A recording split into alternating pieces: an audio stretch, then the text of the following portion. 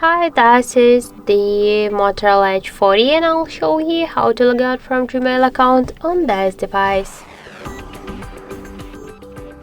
So open first the Gmail application and tap on the right upper corner. After that, go to the manage accounts on this device because we should first log out from Google account on our phone, and after that we'll automatically log out from the Gmail application also.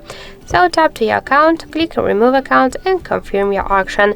After that, let's go back, tap in application here on the right upper corner, and we could see that in app we also successfully log out from Gmail account. So that's it, thank you for watching, and if you find this video helpful, leave thumbs up and subscribe our channel.